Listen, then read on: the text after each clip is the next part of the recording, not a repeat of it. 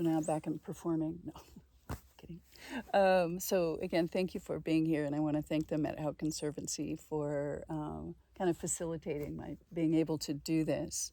And thank you for the Sunningham Ranch for being here, right? Thought it would be really nice to just for you who live in the valley, been so involved with knowing about this project. It would be fun to spend time on this land.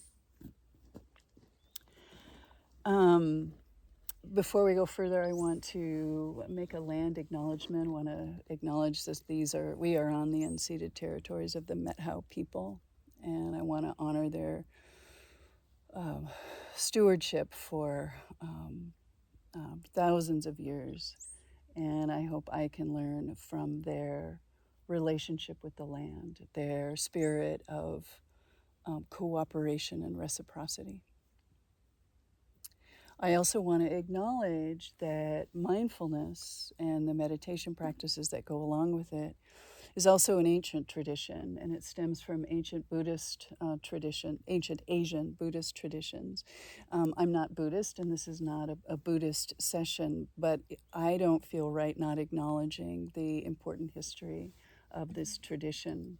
It's been amazing to be a part of the meditation community and mindfulness community during a time when there's been such interest in the benefits physically and emotionally of mindfulness. And I guess there's something to be said to the endurance, right, of 2,500 plus years of these practices. What we'll be doing today is a series of practices a little longer than that first one we did through the morning. And between each sitting practice, there'll be usually a walking practice, a way to get up and change the position of the body, but also to kind of link the practices we do sitting with our normal life in a way. So always looking for these opportunities to bring mindfulness into everyday life. What is mindfulness? And I'm curious, for those who do meditate or don't, when you think of mindfulness, what are some words that come to mind?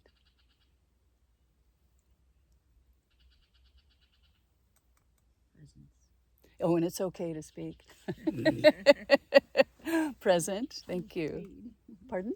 No, I think just calmness, bringing your energy more just to your breathing, focusing more on yourself and like peace within. Peace within. Yeah. Breathing.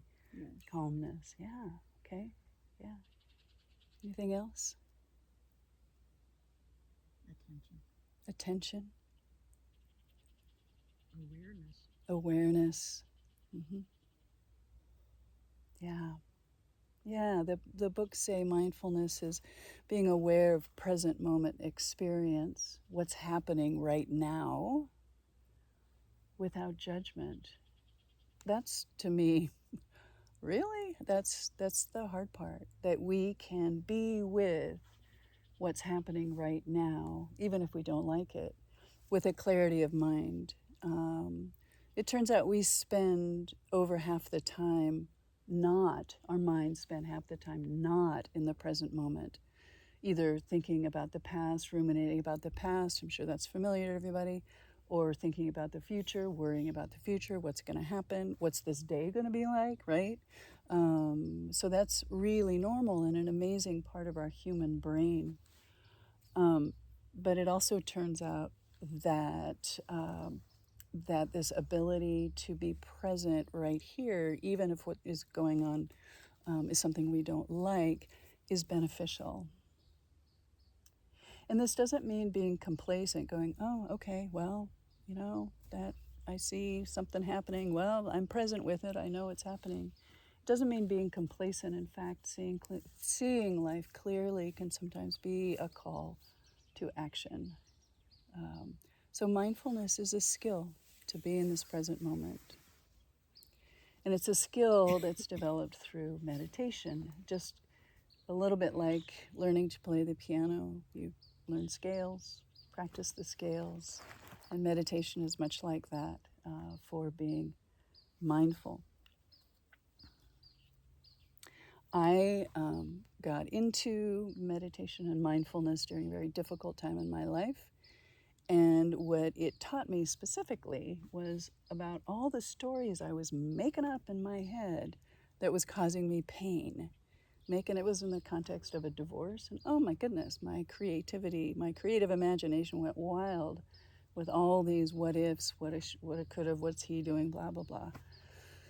And as I started studying mindfulness, I learned, oh, you know what? I had the agency to say, that's a story. You just made that up and it's making you feel bad. So let's maybe turn attention to something else. So that's just one example. But I found it so empowering to recognize that I had this agency over the thinking mind. I think we're familiar with learning how to use the body differently, especially here where sports are such a part of everybody's life. Learning a new physical skill is maybe common. I don't know. Maybe it is common for you, or at least if you have an injury or a knee injury and you go to PT and they adjust your gait, we're used to that idea of making adjustments in how our body moves. But then there's this opportunity to have an influence of how our mind works as well. So I think of meditation as kinds of physical therapy for the mind. And lots of data have now shown that a regular meditation practice, somewhere around 12 minutes a day, but who knows, just something, helps with both mental and physical health. Both builds resilience, improves communication, it just improves well-being, reduces stress. So if this is new today, perhaps it'll be an inspiration to try more going forward. And then we have being in nature. And it was super appealing to me to do this training because being in the natural world has always been important to me. Grew up outside. But during the pandemic, I spent a lot of time outside alone in the woods, hiking usually. And I was alone, but I wasn't lonely. And that was a very profound experience for me, to be in the natural world and feel so connected. And my favorite experience would be by a canyon or a creek or a huge tree, and recognize how long it had been there, how long it had survived or endured, the weather, the storms, the whatever. And here I was, this little mosquito blip on the map of time, and it made me feel wonderfully small and gave a great perspective. So I have a great deal of honor for this privilege of being outside to embrace that potential connection. Well, one thing I wanted to mention that I didn't before uh, is that my interpretation of this mindfulness and the guiding I'll do today is most certainly influenced by all my life experience of being a quite privileged white woman growing up in the Pacific Northwest. And while I try to use a language that is always inclusive, I'm grateful. I apologize in advance if I do not, and would be grateful to be told. Be grateful for feedback if I'm ever not inclusive.